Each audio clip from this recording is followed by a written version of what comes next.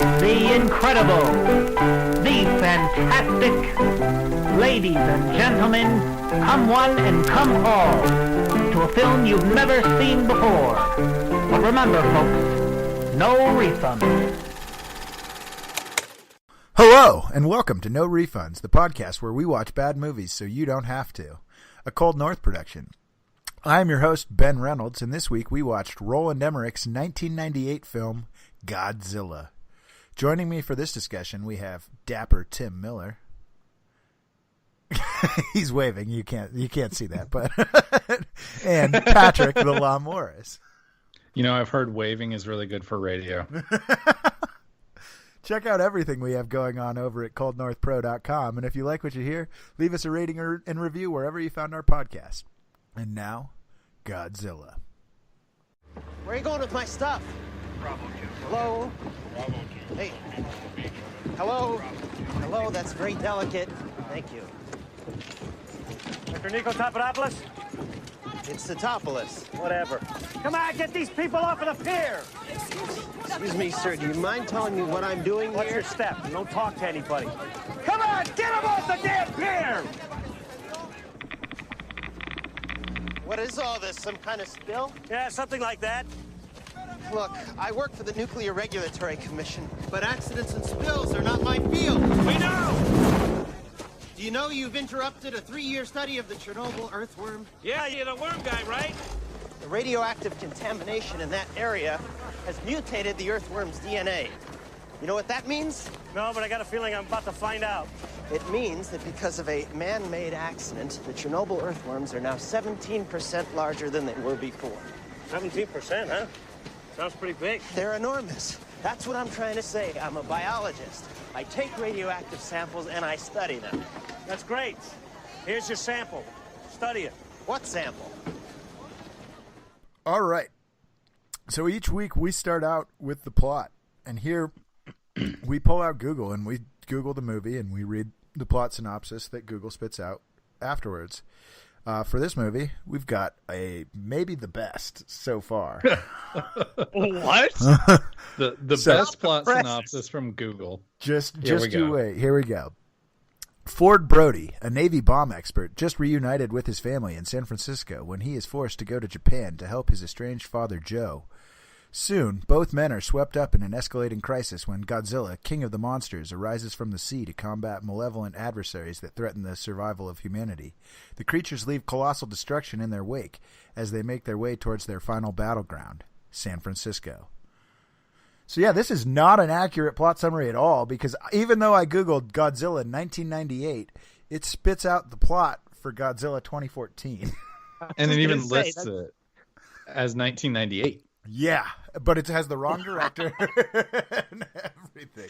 Wow. Good work, Google. Well, you know, I mean, their entire business model, their entire strategy is to deliver ads to you. So they're not. I would imagine that at Google HQ, a plot synopsis of Godzilla 1998 is not real high on the list of priorities. It's not a very popular movie. Well, all right. So since this was so terrible, let's summarize this plot in a better way. So we start out with the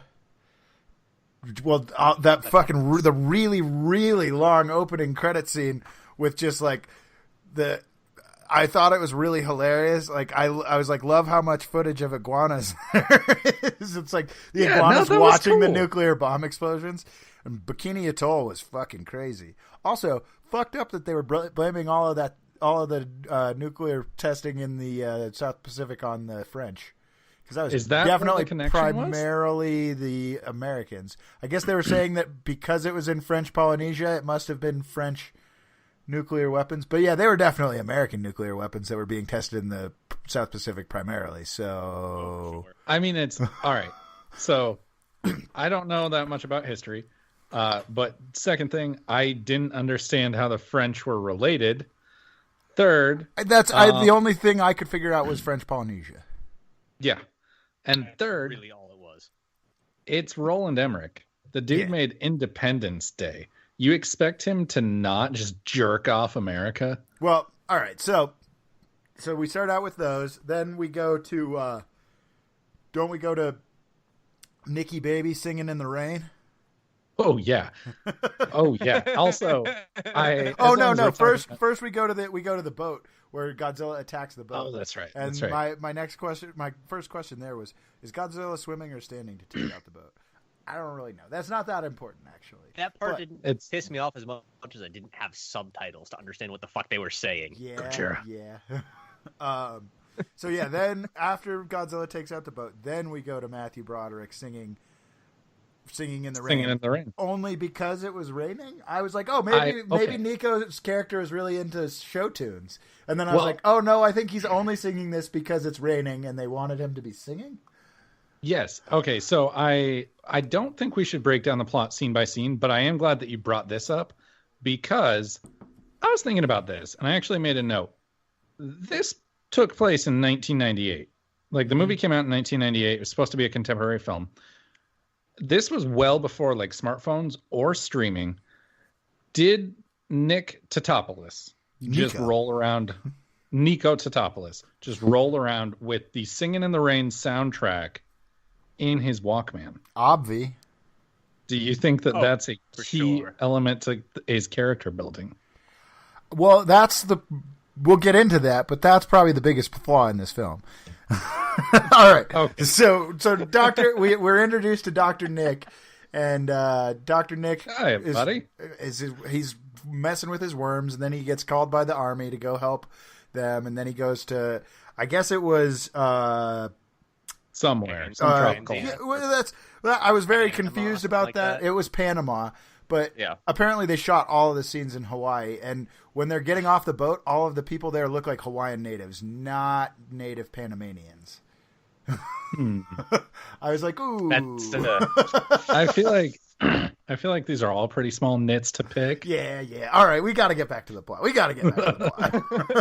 So then they go, and he explores. He starts to find like parts of the of Godzilla. Then we end up going to New York. The Godzilla attacks New York. Then I wouldn't call it an attack. Godzilla comes to New York and inadvertently attacks it. Yeah, just trying to set up a new home.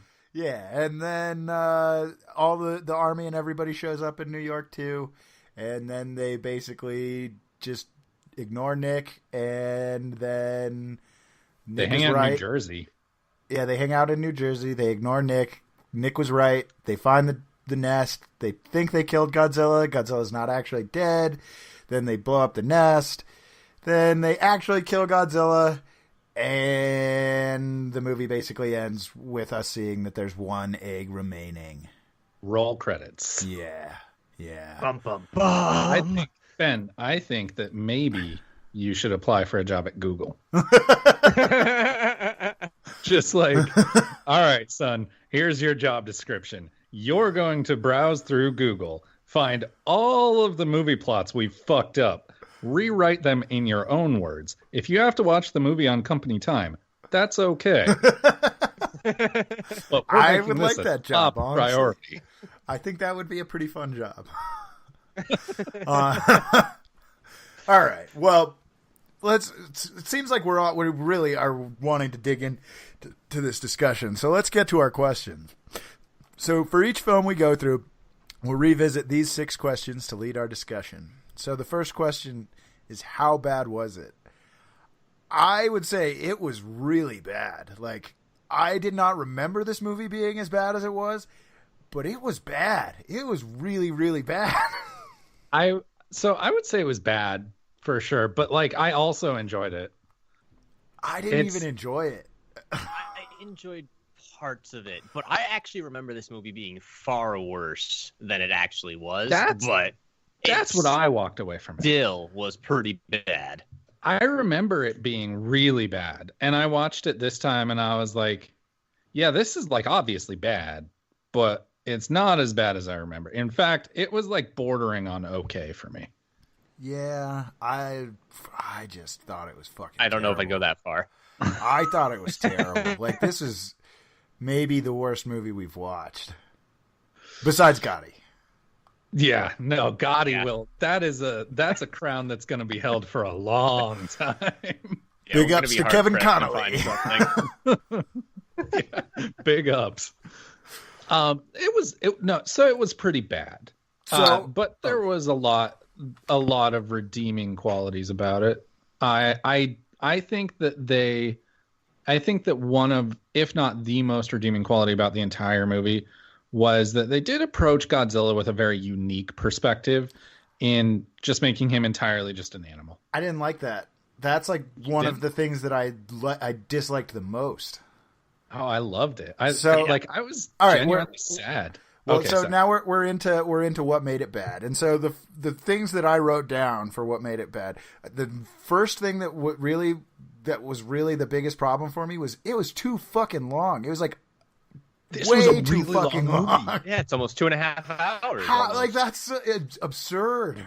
It's 2 hours and 18 minutes. And I actually made a note of it. I was like, this is a long fucking movie, because it, like, nowadays a 2.5, 3 hour action movie is fairly common. Like Infinity War was like 2 hours, 45 minutes. But a lot happens in that. A lot happens in those movies. But like, and there's a lot of characters and they're developed already. Yes. But the movies that really broke that barrier and made it more acceptable for movies to be really long were Lord of the Rings. Lord of the Rings all ran 3+ hours for the theatrical cuts. And like, this movie came out before Lord of the Rings, and like, for a pre-Lord of the Rings world, 2 hours and 18 minutes is a really long action movie. Well, and there's just not that much action. There isn't. I mean, it was just like, there's just so much trite dialogue and just. You mentioned dialogue. So my favorite line of the entire movie was when Godzilla first shows up, right, in New York, and Hank Azaria's character, Animal, grabs his camera and he starts running, and his wife is just, Victor, get back here, you retard! That line has not aged well. I was like, that's just so, like, you're right, it hasn't aged well, but at the same time, like, we call each other retarded all the time, and like, it's just such a human line. Like, it just felt really real. Like a wife calling her husband retarded for running after a giant lizard. Yeah. Dude, he wanted that shot, though. Had to get that shot. So the next thing that I wrote for what made it bad was the look that they chose for Godzilla. Like, why the fuck did Godzilla look like an iguana with a frog's body? Yeah. It looked closer to the T-Rex than like Jurassic Park, just with an elongated face. And then the body didn't look right at all. And Godzilla's not supposed to be fast. No, he's big. He's fat. He just lumbers. Like it did. No, it didn't. It didn't work. They ruined Godzilla, and he looked so cheesy. Like in the scene where he fucking comes up out of the ground in front of Matthew Broderick, I was just like, "Oh my god, this is so bad." Why the fuck why does he have this body? Like, the head would not have been terrible if the body hadn't looked like a frog mixed with like a jacked like wrestler, like a WWE wrestler. I wrote down that it kind of looks like Ridley from frickin' Metroid. Metroid? So Godzilla is actually a really, like, so Soul Calibur 6 came out recently, and it has a very robust character creation suite. I would love to see someone make 1998 Godzilla in Soul Calibur 6. That would be sweet. He's technically just called Zilla now, but we'll get into that. We'll get into that later. He's just referred to as Zilla. The god has been removed, and that's official. Actually, he's just Zilla. Or else you could call him Gino, but Gojira. You could call him Gino or Zilla. Don't call him Godzilla. There's no god in that creature's name. So I don't want to like step on any of your internet research. I'm not sure what you have coming up, but funnily enough, there was actually a fan service moment in one of the animated movies that followed up this movie. You mean the animated TV series? Oh, was it the TV series? This movie didn't. The sequels were killed. Oh no! Not like an actual sequel to this movie, but it was one of the animated Godzilla movies, like actual Godzilla, not Zilla. Well, they made a Godzilla TV series that was based on this story. Based on this, yeah. But I'm referring to like a Japanese Godzilla movie that was animated that came out shortly after this, like a few years. I want to say like within 5 to 7 years. That where real Godzilla actually fought and killed Zilla. Nice, that's cool. And it was like this terrible. It was this big moment. I don't hate Zilla. I think that it was a unique approach to the character, to the concept. It was a terrible unique approach.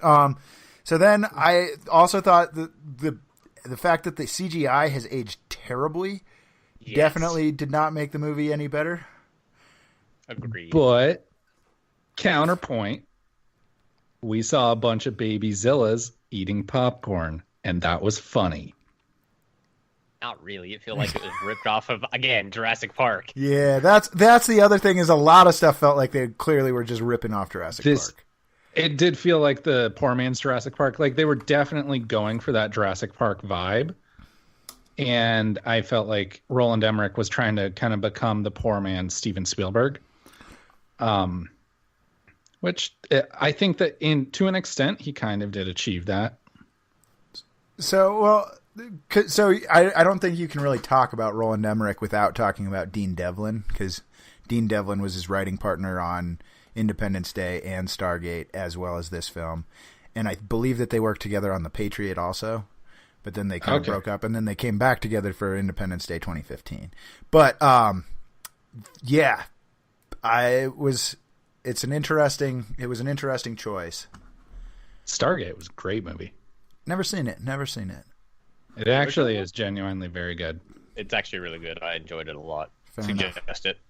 Well, and so like I thought like that the fisherman scene where there was the 3 fishing boats that got like pulled underwater.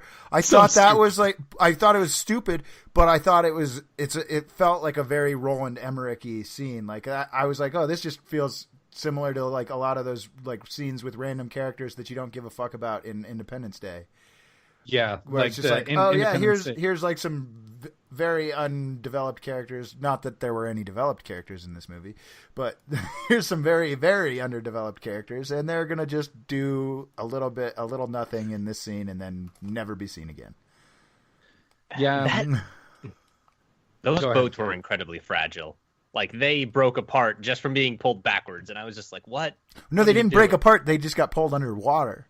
Well, no, so part of the masts and stuff were falling down as they were getting pulled backwards. I'm like, no. I guess there was no real reason for them to be falling apart like that. And the only reason for that scene was to basically so that the military could then later say, "Oh no, they're almost to the U.S. seaboard, and we don't even know what it is." Yeah, pretty much. Yeah, There were a few things in this movie that I think were done really well, and I think conceptually, a lot of it, like a lot of the fairly silly things that with exposition dialogue actually made sense. Like the fact that they were approaching the movie as though Godzilla, or in this case Zilla, was just an animal, like looking to hide. Water on all sides. It acted like a lizard, and like that made sense. And I guess it could burrow like a lizard too, even though Godzilla's never been able to burrow. But yeah, but there were a lot of things about this Godzilla that that Godzilla's never done before. I guess. Oh god, it was so bad. The other thing, like, I just didn't. I mean, I guess that's like an Emmerich. It must be an Emmerich and Devlin thing to kind of just the corniness, because Independence Day has a lot of that kind of just sort of corniness too. But Independence Day is a much better movie than this. Stargate is a much, much better movie than both of those movies. Fair enough. Agreed. But it's the corniness didn't did not strike well with me. It didn't sit well. Yeah, that's exactly. All right, well, so now let's move on to which character was the worst. Oh, I thought we were gonna say the best. No, best is best is third. I got best is, arguments best is for that. the fourth character. Is the fourth question. The third question is the worst. And so I've got 4 people that I wrote down here. I'm only gonna read 3 of them because I am forgetting who the fourth one is. All right, so I said Animal, I said Godzilla, and I said Mayor Ebert. Mayor Ebert, I'll get on board. Mayor Ebert sucked. And fun fact, unless you had this, I didn't see if you had this in your internet research, It's Ben. in there. Okay, then I'll save it for that. All right. But Mayor Ebert, what a shithead. Yeah. Animal, I just I love Hank Azaria, but to me it felt too it almost felt like a caricature, of a New Yorker. Yeah, the New Yorker of hey, I'm walking here. Yeah, and it was that's why I thought that and there was no development. What was his motivation for doing anything that he was doing? He wanted the best shot ever. He wanted. I mean, he was clearly committed to his career. I'm gonna make an argument for Mr. Kamen. Who is Mr. Kamen? Because Mr. Kamen was the news anchor that. So Harry Shearer. Yes. The Lech. By the way, Hank Azaria and Harry Shearer, did they have some sort of connection through The Simpsons? Yes, Hank Azaria and Harry Shearer were both in The Simpsons. No. I know. Not were they connected together, but did someone on the crew or in the production of this movie I don't think have so. some Simpsons connection? Because to get those two, they're both significant characters on The Simpsons. Yeah, I don't think that there was any connection to The Simpsons. But Mr. Kamen, at the beginning of the movie, he's trying to hit on my girl Audrey. I said the first thing that I wrote is love Harry Shearer. He is a creep in this movie. Yes, exactly. Yeah, I had written down, dude is an absolute lech right now. Yeah. And then when my girl Audrey did some good reporting, he stole her work. Good reporting. She ruined Nico. That was kind of fucked up, but she's so hot, so it's cool. We'll let it slide. No. And then he tried to get on her good side once he needed her again. I'm putting Mr. Kamen out there as the worst character. Fuck that guy. I don't know. Mayor Ebert was just terrible because he was an asshole and constant trying to get people back into the city way too early, blah blah blah, all that. So he's pretty obvious. And Godzilla was just terrible because the fucking changes that they made to Godzilla made it a terrible fucking character. Yeah, I'm gonna say Mayor Ebert should not be considered because of the background that we'll actually get to later on. All right, I would agree with that. So I would say either Animal or Godzilla. I do agree that what's his name, Harry Shearer's character was not a good character, but I don't think he was the worst. Oof, I think maybe he was because he's holding my girl Audrey back. See, I almost put Audrey up on that worst podium. Dude, don't you put Audrey there. No, She did win Worst Supporting Actress from the Golden Raspberries.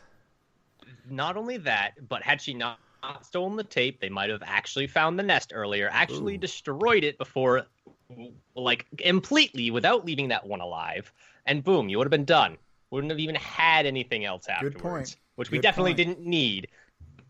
Very good point. But she's so hot. She actually, I think I'm on board with She'll Tim. only get you so I hadn't far. really thought about how she really did fuck everything up by stealing the tape. And she's really just generally a shitty person because 8 years she hasn't seen this guy. Then she immediately steals the tape and ruins his career. Yeah, pretty terrible. Surprised. All right, She's so hot. Tim's convinced me. I mean, it's not a hard case to make. As much as I loved Audrey, I made several notes about how hot she is. And again, purely for research on this podcast.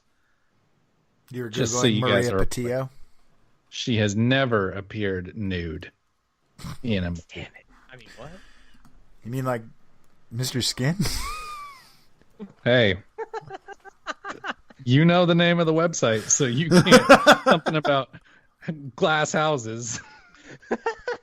All right, let's move on since we've pretty much come to a unanimous decision that Maria Patillo was the worst. Let's move on to who was the best, most compelling character. I'm gonna throw this out there, Audrey.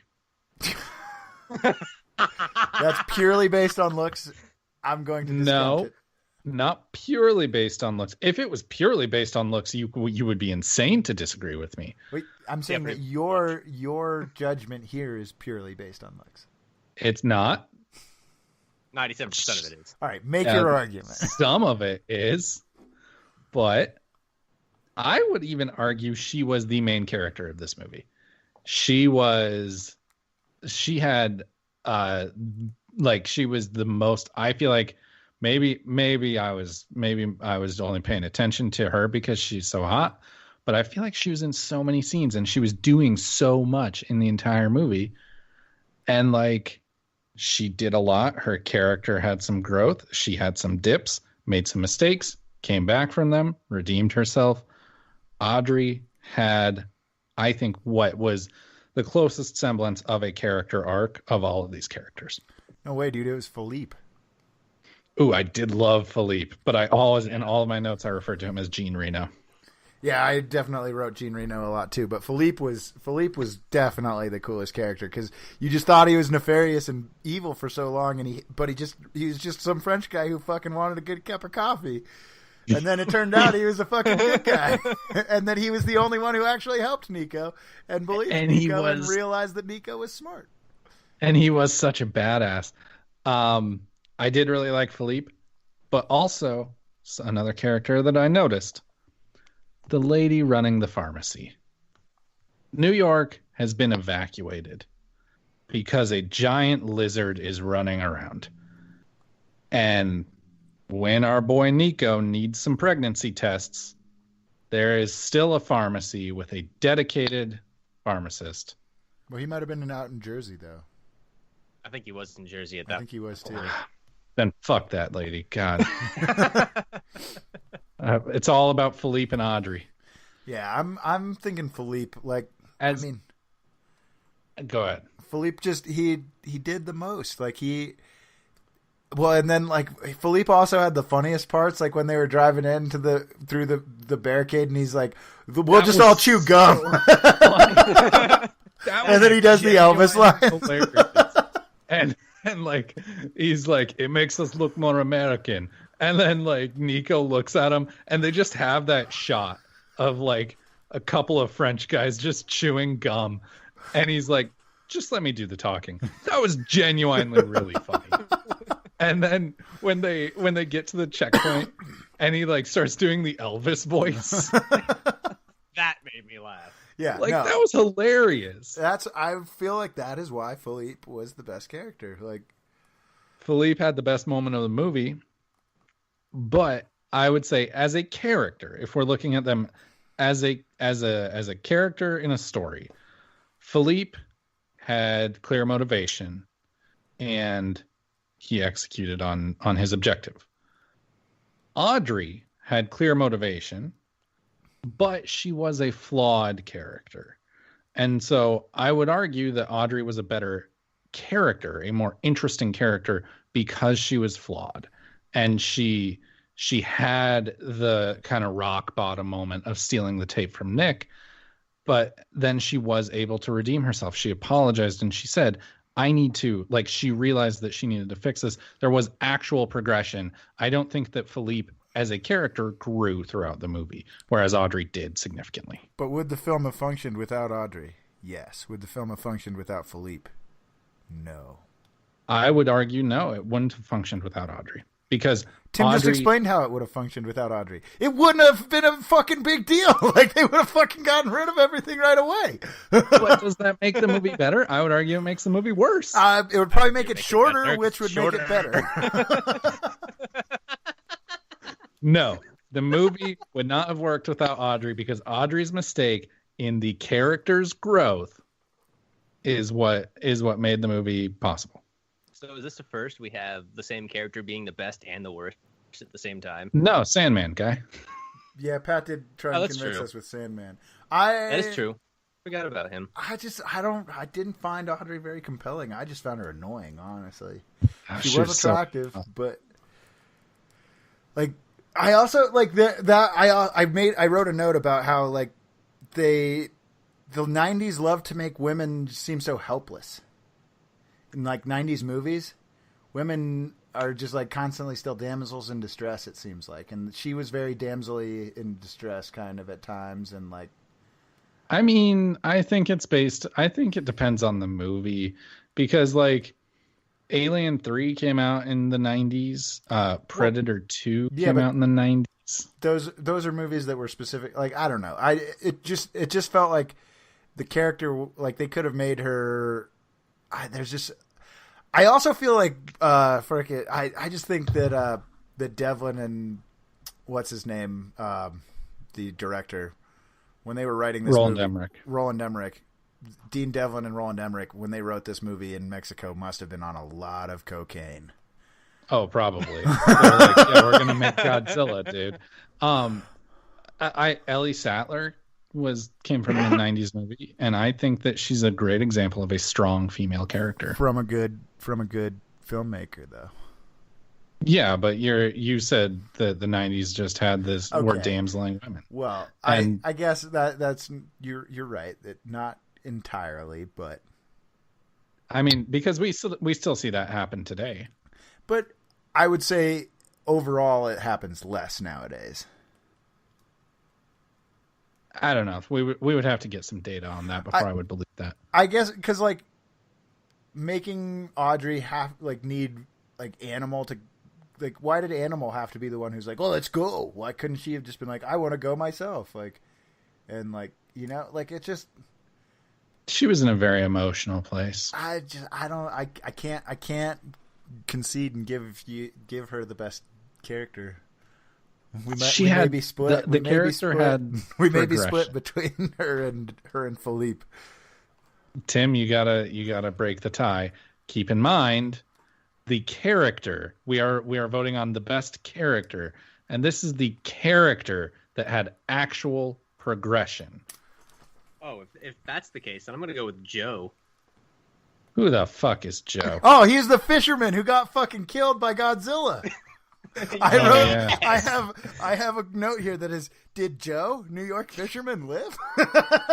See, I hope he did, because he could run really fast. That dog was fucking exploding pretty quickly.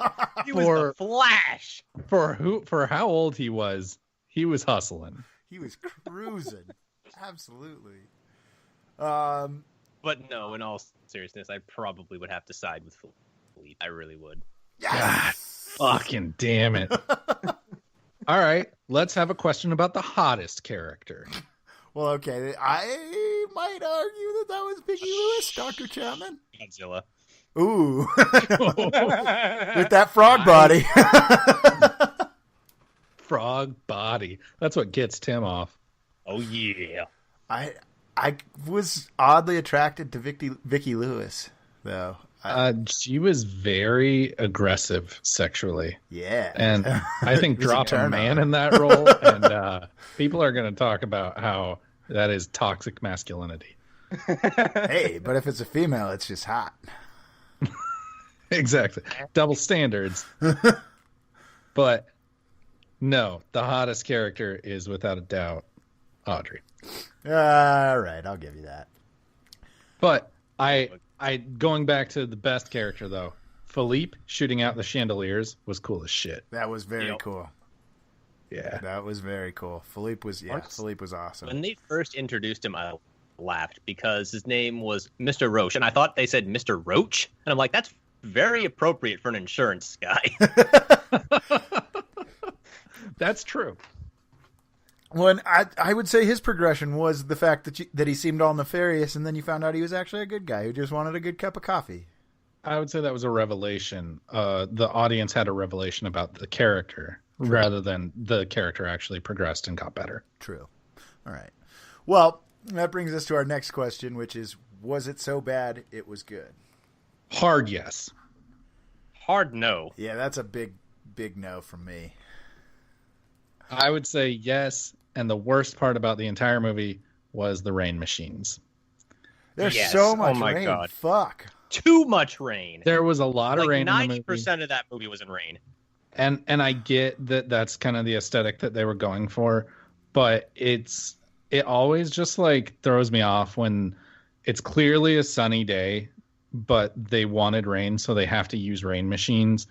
And then you can see like sunlight on people's faces, but it's like a torrential downpour. And it's like, there's no way it would be raining this hard and the sun would be able to get through. Yeah, that was pretty bad. Definitely. I mean, again, a small nit to pick, but that seems to be what we do here is pick small nits. Oh, if you want to pick some nits. we could do that. Especially those fucking helicopters. I at one point I wrote a note that was, "What's a butt for? For pooping, silly." Because Jean Reno reminded me so much of Wendy's French boyfriend in South Park Bigger, Longer, and Uncut. Oh, pooping silly. I think that this movie was bad enough that it was good, and like there was a lot of really good things about it. All right, finish. Go ahead. Sorry. Why did my biggest question is why did Godzilla just chill in the water for like 50 years? That is a good question, but to me, it seems like for a movie to be so bad it was good, I would have to like actually want to see it again, and I have no interest in ever watching this movie again.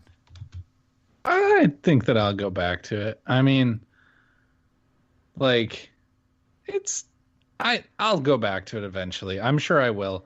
And like going off the whole like so bad it's good. There was a character that was flying a really badass helicopter. Those helicopters were cool as fuck. And blew up the Chrysler building and then said, "Aw, damn." Like I missed. Like I just blew up one of the most recognizable buildings in the entire city and just, "Aw, damn." His Can't facial lock onto expression him. was great. Can't lock onto him. He's as cold as the buildings around him. "Aw, damn." Like that's writing that really only a so bad it's good movie can That's produce. writing that only two guys who were on so much coke, Oh, he froze. they hadn't Oh God. I'm assuming that you said that's writing that only Roland Emmerich can produce. I said that's writing that only two guys on so much coke they haven't slept in fucking 3 months could do. Yeah, Roland Emmerich. And Dean Devlin. Don't forget And Dean. Devlin. Dean, my boy. Dean, motherfucking Devlin. All right. Also, the asphalt ripping, like Yeah, as that the was asphalt goofy. is a ripping sound effect. Yeah, exactly. Like that's this. There were so many parts of this movie that were like, this is just so bad that it's good. I completely disagree. Like I was shaking my head at all of it. And like how fucking long it is. Fuck. It's If it was really an- long. If it was an hour shorter, maybe I'd call it so bad it was good.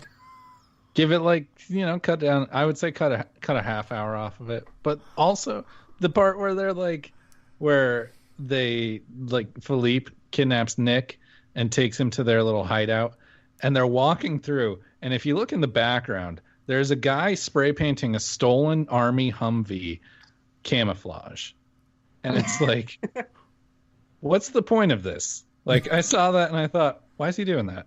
That's weird. I didn't see that, but yeah, that's a bit over the I top. want to know the story behind that guy. Well, maybe you should make a movie about him. Yeah, man. And it can be 2 hours and 18 minutes, and I would probably watch about that as movie. interesting as Godzilla. I would watch that movie. And, okay, going back to the what I was saying about the island, how that actually made sense. Madison Square Garden, very nest shaped. Okay, fair enough. Honestly, the only part Kind of this of. movie I really liked was the cab chase at the end. Just because it was so cheesy. Yeah, yeah. That was pretty bad. And speaking of the cab chase, I love how they're in Godzilla's mouth, and Philippe is not pressing on the accelerator, but he waits for Nick to tell him, "Gun it." And then he's like, "Oh yeah, okay, yeah, let's get out of here." He wasn't gunning it already. Nope. Nah, he was just like, No eh. character besides Nick has any agency in this movie. Clearly not. So, this brings us to our last question. Would it have been better as a Netflix/HBO series? No, because the Godzilla monster was so fucking terrible. I don't want to fucking see that monster ever again. Honestly, I think it would have been better because they would have done a better job with the CGI. Well, and they would On have the actually monster. established some characters. Like, there would have been some, character background maybe. Because, oh, God, there's no character background for anybody, really. Like, Pat made that case for Audrey, but that was fucking... He was really having to pull at strings there, because no character had any fucking background. Audrey and Nick had had some history of oh, they dated in college, blah blah blah. He asked her to marry him, and she Yeah. said no. They had a backstory there. It was just so underdeveloped, though. All of it, everything. Oh yeah, all it of was the mentioned characters- once and completely forgone. all of the I'll give you characters were this. just so underdeveloped. If Audrey had had as much development as some of the fan fiction I read about her being a former Victoria's Secret model, maybe. I didn't actually read any fanfics about this. But Audrey looked like she was she was 32 when they shot this movie. She looked like she was 21. I wouldn't give her that young, but she looked young. Yeah. Mid-20s. Just probably an unanswerable question, but if Godzilla breathes fire, how is she still cold-blooded, or how is Godzilla still cold-blooded? But that's not a problem with other Godzilla. Other Godzilla, they never specifically call it cold-blooded because it's not Yeah, a but it's fucking a animal. lizard. It's a monster, motherfucker. You're right. It's a man in a suit. Yeah, but that's well. I mean, latex is pretty cold. I just I thought that was well, and that's this movie does not want you to think about logic at all. No, not at all. No. And I mean that's pretty par for the course for Roland Emmerich. But I did think it was odd that Godzilla really only breathes fire once in the movie. 3 times. Originally, they weren't going to have. All right, I didn't actually include this in the half-assed internet research, but Godzilla apparently was not going to be able to breathe fire. It was just going to be able to blow really hard air. That would have been dumb. Apparently, fans found out about that beforehand and were outraged, and so then Devlin and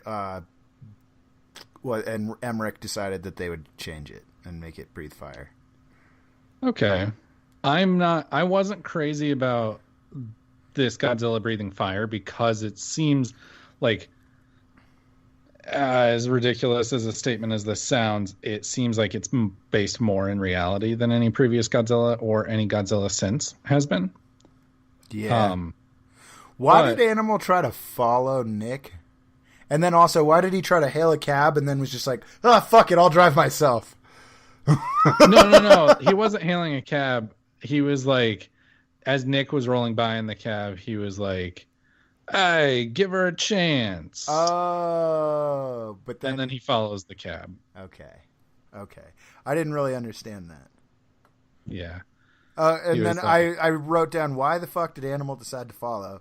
And then I actually wrote under that, to talk sense into him, because Animal did actually tell Audrey that he followed him to talk sense into him. Yep. Yeah. Oh, man. That's pretty It was... I also wrote that the army seemed particularly inept in this movie, and then I shortly thereafter wrote Navy 2 because of the whole submarine scene. The whole submarine scene was so bad. You could have just cut that out. Like, if you cut out the submarine scene, you'd cut off like 10 minutes, and you're that much closer to having a good length movie. Yeah. The submarine scene was really dumb.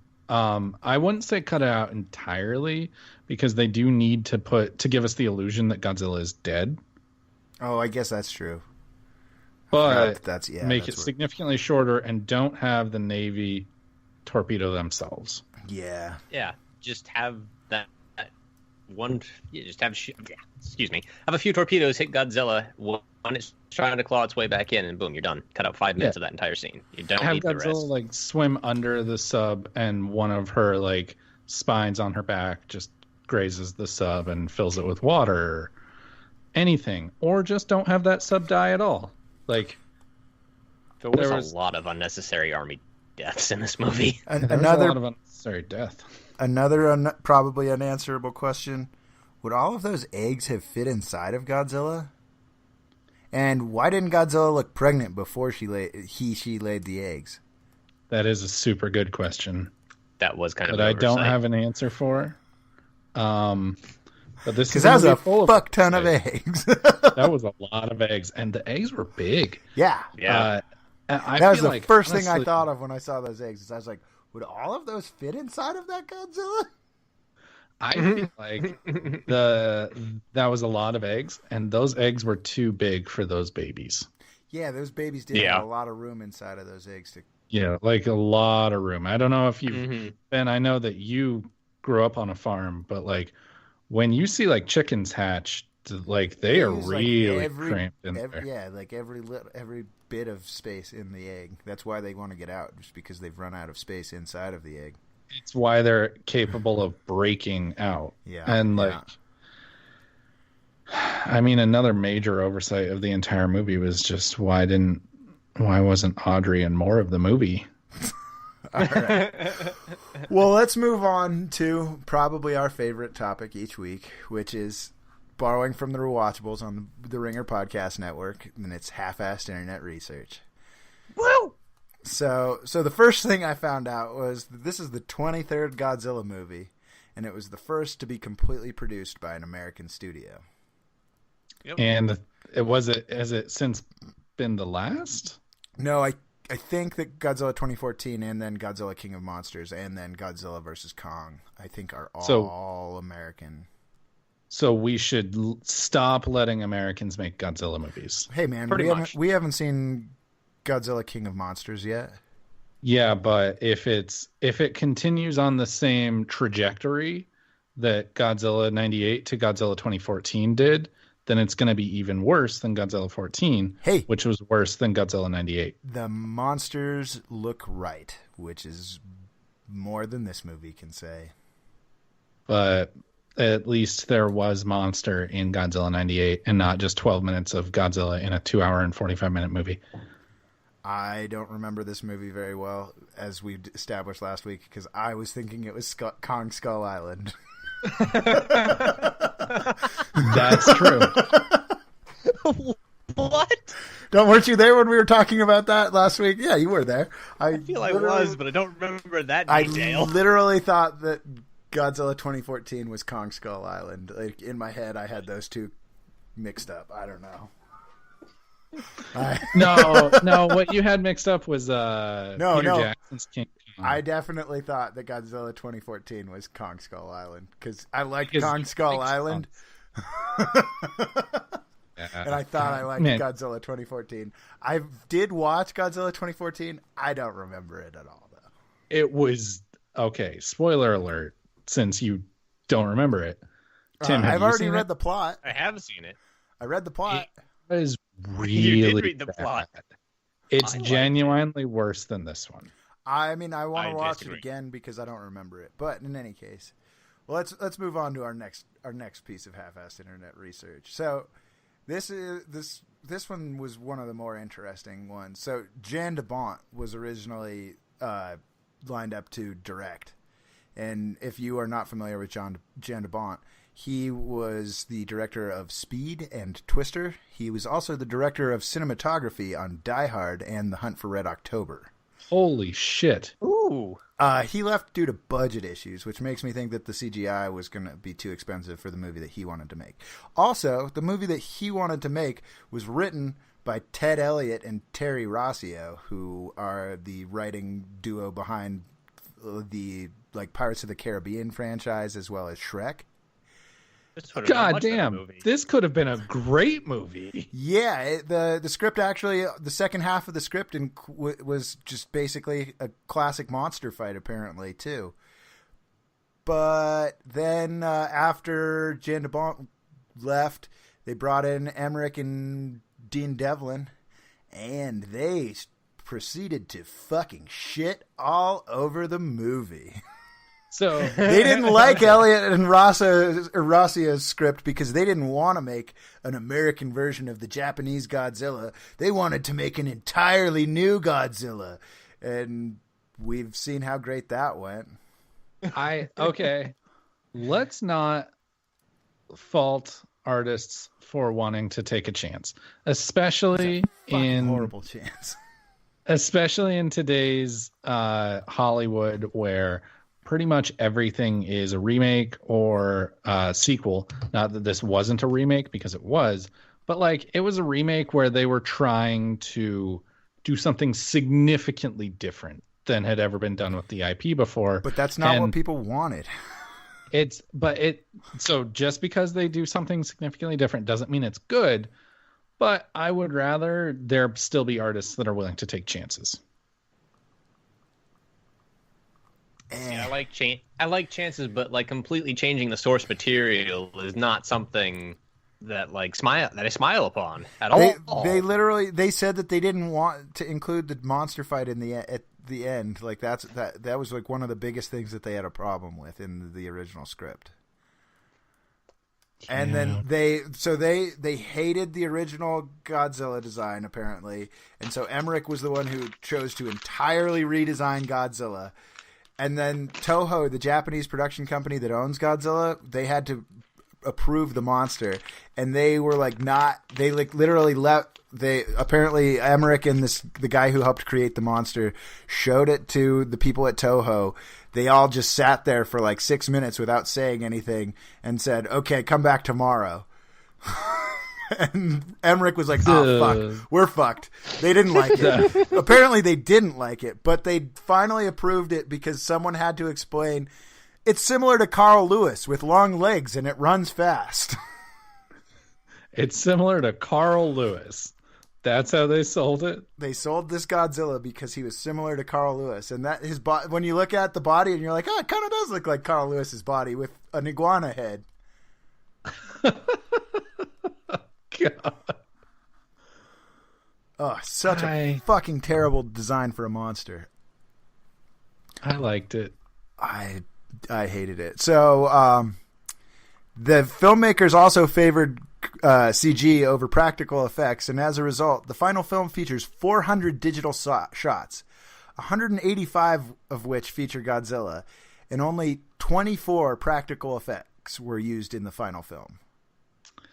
Yeah, that didn't age real well. No, that's a terror. If filmmakers out there, if you're thinking about making a movie and you're like, oh fuck, we're gonna go with over 400 digital shots, you're making a mistake.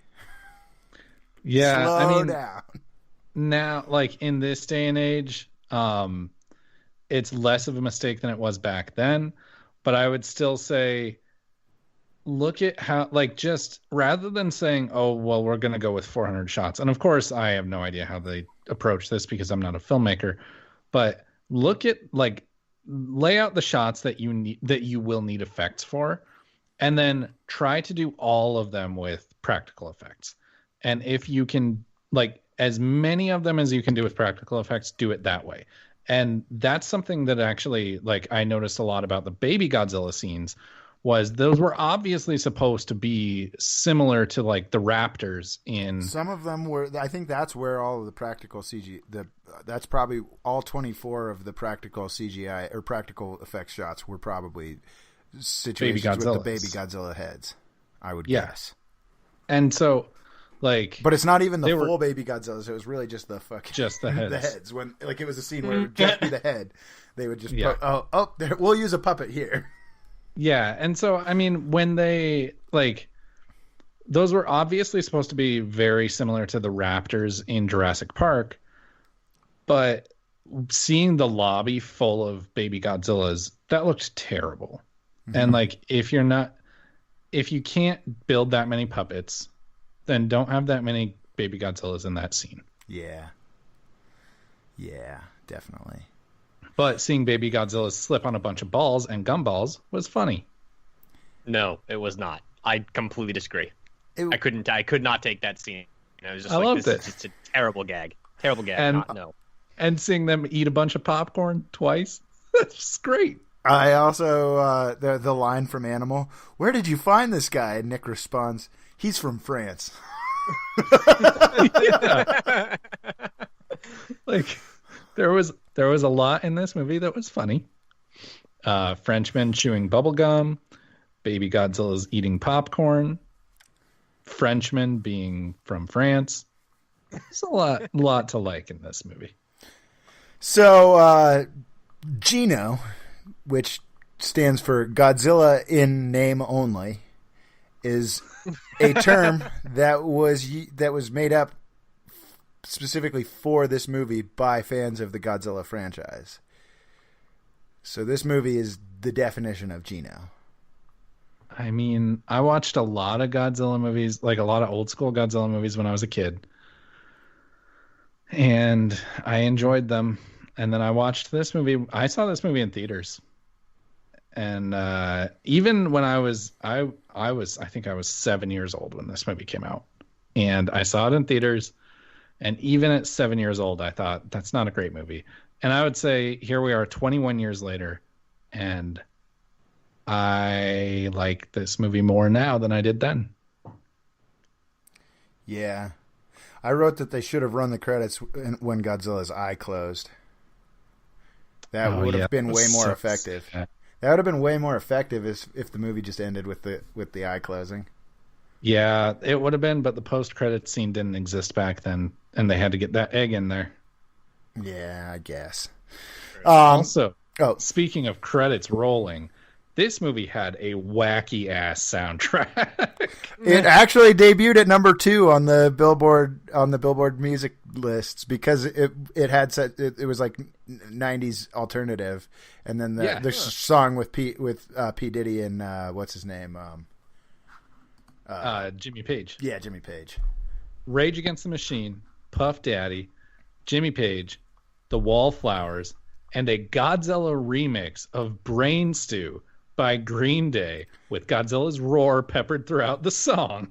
I specifically remember. Do you remember Kyle Van Kampen from elementary school? He always wore a tuxedo. Yeah. He was like super, super, super, super into this movie. And because of that, he was super, super into that version of Brain Stew.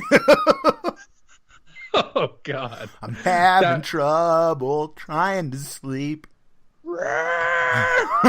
I'm counting sheep, but running out. Oh, we just got copyright stricken. Yeah, I for some reason when you brought up Brain Stew and like this, I was thinking about Kyle Van Kampen as I was watching this because I was like, man, that kid loved this movie and James Bond. I love James Bond. Well, that's right. He wore a tuxedo every day because he wanted to look like James Bond. Yeah. No, Kyle Van Kampen, like he was an awesome kid. He was a really awesome kid. That's just the we're easiest certainly way to not put going to say anything disparaging about Kyle Van Kampen. No, he was an awesome kid. He really was. Like he was actually one of my good friends in. He punched me in the face one time. I could see that. I've done that before. I want to like every day. All right, so we also mentioned, Emmerich's Godzilla has been renamed by just Zilla by Toho, the company that owns Godzilla, actually. And so any merch that's sold using this monster or anything like that at this point now, it's referred to as Zilla. Like officially. Yeah. And they actually did that on purpose because they were like, yeah, all the knockoff stuff that people have been making since Godzilla's original stuff, they used Zilla as the name, and they were like, we'll just basically treat this like it's a knockoff too. That's pretty funny. So yeah, after its release, the 2 sequels that were in the works were immediately canned, and that's when they decided to go with the animated series instead. And in the animated series, that last egg hatches, and Dr. Nick Totopoulos then teams up with the Godzilla that hatches out of that, and they stop other threats to Earth together because that Godzilla thinks that Nick is his parent. Well, controller or something with that, or am I thinking of something else? It was apparently a Fox animated TV show that ran for 2 years. I didn't read a whole lot about it. I remember it. It was on Fox Kids. I just don't remember like plot points. Well, let's hope that the movies weren't going to follow that same plot line, because that's dumb. But I actually, I had read that there was going to be a Godzilla 2 and a Godzilla 3. And I would have really liked to see those movies. I still would. Well, want to know why you didn't see them? Because the first one sucked. So this movie opened. Ding, ding. So this movie opened on a Memorial Day weekend, which is traditionally the start of summer blockbuster season. And Sony had forecast the film to do $100 million in the first weekend. It only did $55 million. Ooh, but it's Sony. Sony makes such shitty movies. Like, the only movie, like, Sony fucked up Spider-Man. But they didn't fuck up Enter the Spider-Verse. That's true. Anyways. But I still haven't seen that. Sony fucked up Ghostbusters. Well, not the original. In any case. So Sony's for it. So then apparently the film needed to do $240 million domestically to be considered a success. It only did $136.3 million in total. Well, 8 of those dollars were mine. Yeah. It only did $83 million after its initial weekend. Yeah. Wow. That's domestically. So, like, I mean, internationally it did like 300 something million, but it was like the 4th most successful movie internationally that year, but it was like the one of not very successful domestically. But also, I mean, it came out the year after Titanic. And so, while yes, Titanic was, no pun intended, a titan of the industry, it's like, it wasn't unreal for a movie to do numbers like Titanic did. I think, adjusted for inflation, Titanic did like $2.8 billion or something like that. Yeah, Titanic was crazy. And for Godzilla to do only 300 some million is pretty pitiful. Yeah. All right. Well, this brings us to the piece that Pat teased a little bit earlier, and so that's that Roger Ebert and Gene Siskel, neither of which liked this film. There was interestingly a character named Mayor Ebert, and his assistant's name was Gene. Oh, really? I didn't catch that. And so that was Emmerich and Devlin's jab at Siskel and Ebert's negative reviews of Stargate and Independence Day. And Ebert actually even pointed this out in his review of the film. He did. That's interesting. So I was kind of catching on to that. Like, early in the movie, I was like, hey, that character's name is Mayor Ebert, and he looks a lot like Roger Ebert. And then by the end of the movie, you, like, right as the cab chase scene is starting, you see the campaign ad on the top of the cab, and it's Mayor Ebert with a thumbs up, and there are 3 stars visible in the shot on the ad. And I was like, oh, okay, this is without a doubt Roland Emmerich throwing some shade at Roger Ebert. Well, because Siskel and Ebert, when they were doing the stuff together, it was their big thing to either be thumbs up or thumbs down, right? Yep. And then Ebert did his reviews out of 4 stars, or does his reviews out of 4 stars? Yeah. He's dead. Rest in peace. R.I.P. And I was like, okay, that's definitely this is definitely something to do with Roger Ebert. And then I looked it up, and Stargate only got 1 star, and Independence Day got 2.5. And then at the very end of the movie, his final scene, or Mayor Ebert's the character's final scene, that the campaign manager gives him a thumbs up and then goes thumbs down and walks away. And I was like, this is Roland Emmerich getting a little cheeky. Well, and his buddy, his good buddy, fucking Dino, which I thought that was a pretty cool, pretty clever little, job. Hey, fuck you. Yeah. Yeah. If they had made a better movie, it would have been a cleverer jab. Yeah, made a 4-star movie. Yeah, exactly. All right, well, since we don't only watch bad movies and TV, let's talk about some of the stuff that we have genuinely enjoyed watching lately. Tim? Well, like I said last week, I've been watching more of the Grand Tour. Nice. So that's been good. I can't really think of what else I've watched this week. I've been just gaming mostly. Kingdom Hearts just came out yesterday, so. Yeah, I've been playing a bunch of Resident Evil 2, and I haven't really watched a lot of movies or anything lately. So it took me a while to think about what I was going to talk about. Patrick, how about yourself? So I talked about The Good Place last week, and I've just been watching more of that, and then I've been playing a lot of Resident Evil 2, and that game is awesome, but we'll talk about that later on in the week. Mm-hmm. But The Good Place it's such a fun show, and it's so interesting because it's very much like I love Lost, and one of the best parts of Lost, one of the things that makes you keep watching Lost, is the constant mystery behind the entire thing. Is every time you think that you've kind of got it figured out, they throw something at you at the very end of an episode that's like, nope, you don't have it figured out at all.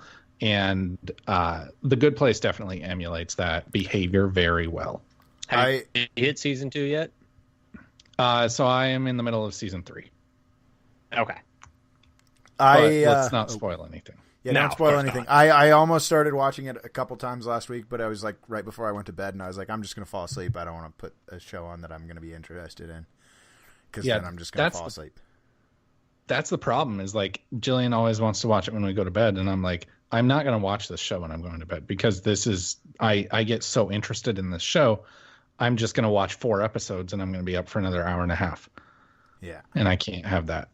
That's fair.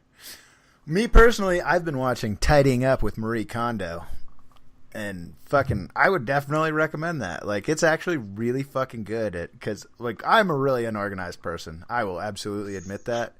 Hot damn, I am unorganized is what I literally wrote in the fucking script. This sounds like a sponsor spot. I'm just saying, Marie has a lot of easy strategies to help organize things in your home. Marie Kondo, dude, she's legit. I would definitely recommend checking it out. It's I had not even heard of it, and then it came up on 2 podcasts that I listen to regularly, and I was like, all right, well, I'm at least intrigued enough to I should check this out. And I watched 1 episode, and instantly was just like, oh fuck, I've been doing this all wrong, and literally ripped apart my fucking dresser and refolded all of my clothes and put them back in my dresser, and they all fit, and I can actually see what's in my drawers, and it's so much easier to decide what I'm gonna wear, and it was just holy fuck. I don't know, man. If you guys I would definitely just check out the first episode and see what you think. Where can I watch this? It's on Netflix.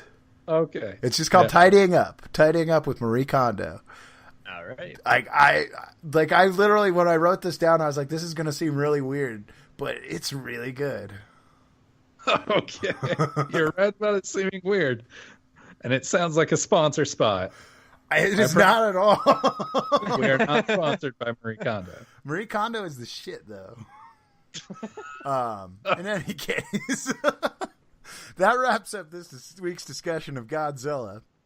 Don't forget to check out our incredible website, coldnorthpro.com. What a great website. Where you can see everything we do in one place. Listen to us weekly on our other gaming podcast, Hard Reset. And next time, we'll be watching 1997's I Know What You Did Last Summer, directed by Jim Gillespie. See you next time, and don't forget, no refunds.